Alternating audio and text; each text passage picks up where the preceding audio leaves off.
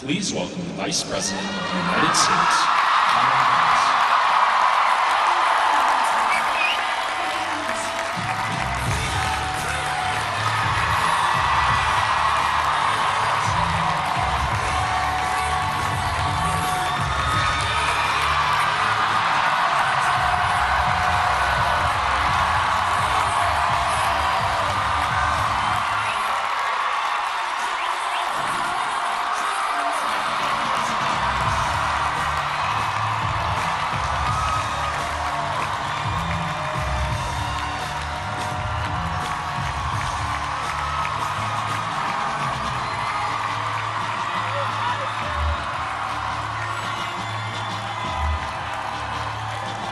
Good afternoon. Good afternoon. Good.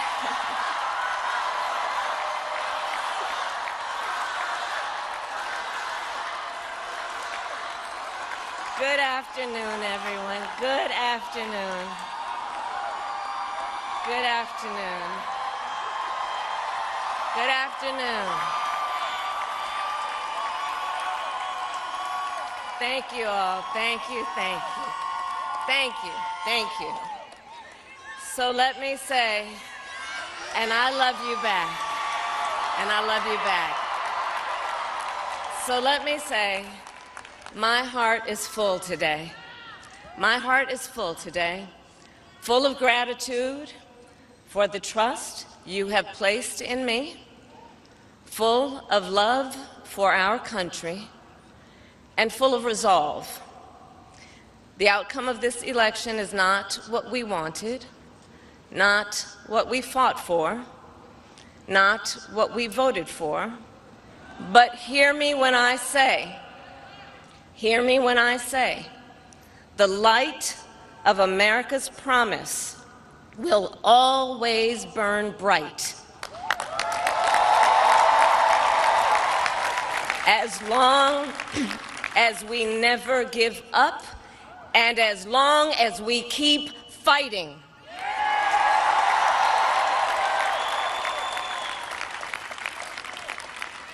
To my beloved Doug and our family, I love you so very much.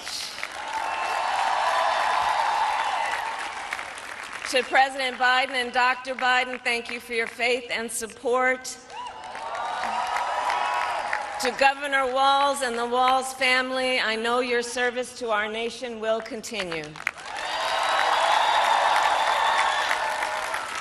And to my extraordinary team, to the volunteers who gave so much of themselves, to the poll workers and the local election officials, I thank you all. Look, I am so proud of the race we ran, and the way we ran it,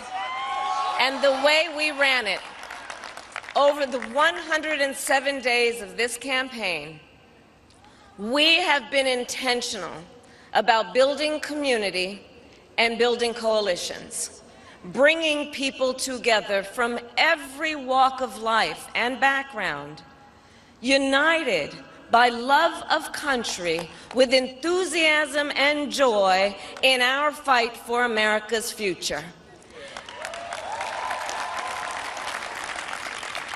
And we did it with the knowledge that we all have so much more in common than what separates us.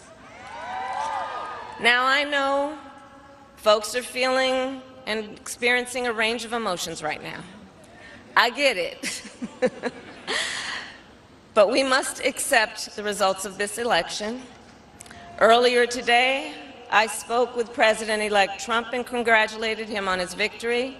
I also told him that we will help him and his team with their transition, and that we will engage in a peaceful transfer of power.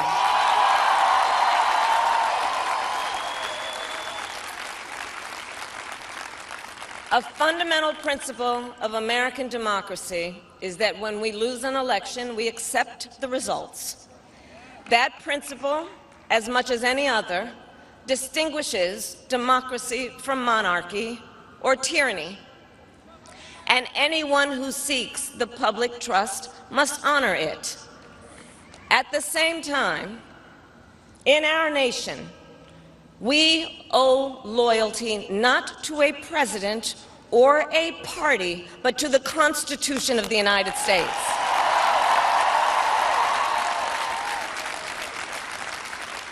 And loyalty to our conscience and to our God. My allegiance to all three is why I am here to say, while I concede this election, I do not concede the fight that fueled this campaign.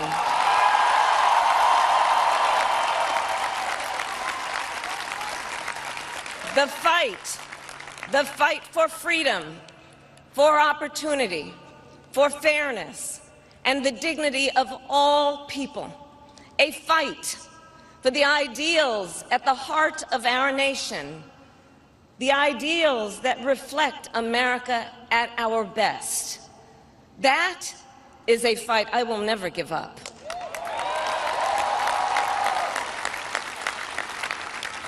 I will never give up the fight for a future where Americans can pursue their dreams, ambitions, and aspirations, where the women of America have the freedom to make decisions about their own body and not have their government telling them what to do. We will never give up the fight to protect our schools and our streets from gun violence. And America, we will never give up the fight for our democracy, for the rule of law, for equal justice, and for the sacred idea that every one of us, no matter who we are or where we start out, has certain fundamental rights and freedoms that must be respected and upheld.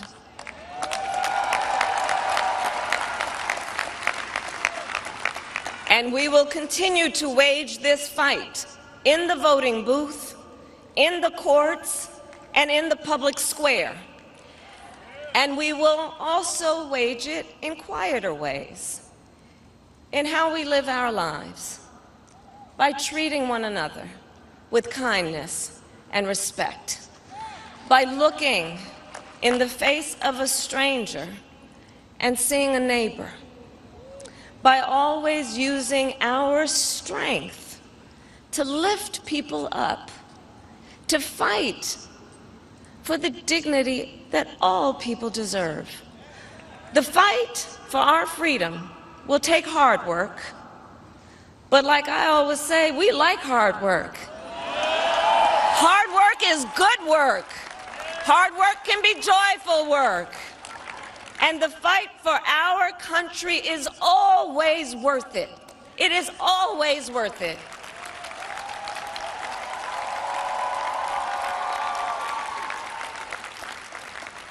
To the young people who are watching, it is, I love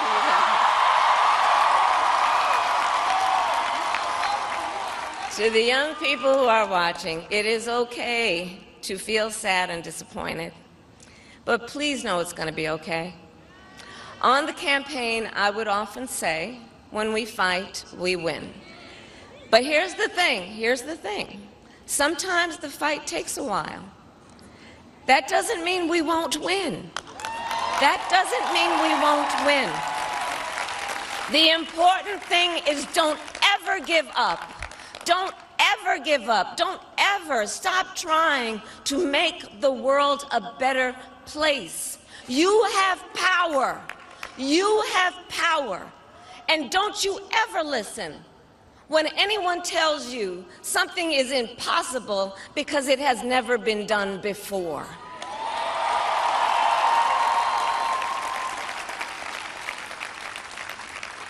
You have the capacity to do extraordinary good in the world. And so to everyone who is watching, do not despair. This is not a time to throw up our hands. This is a time to roll up our sleeves. This is a time to organize, to mobilize, and to stay engaged for the sake of freedom and justice and the future that we all know we can build together.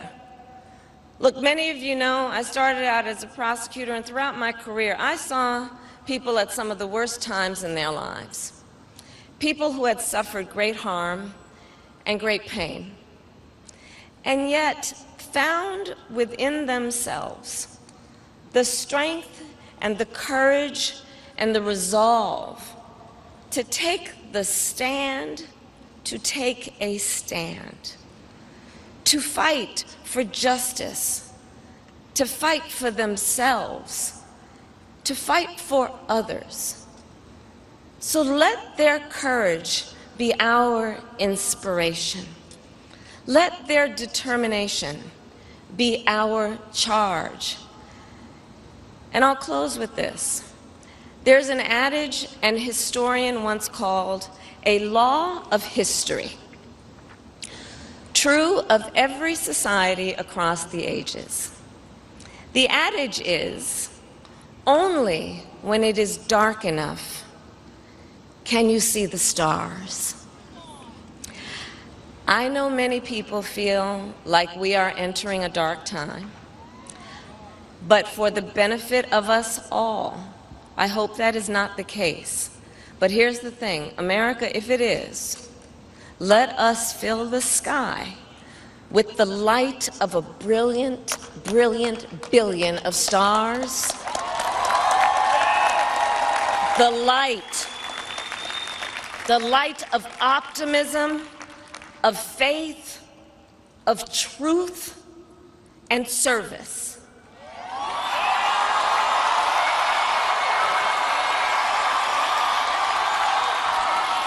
H.U.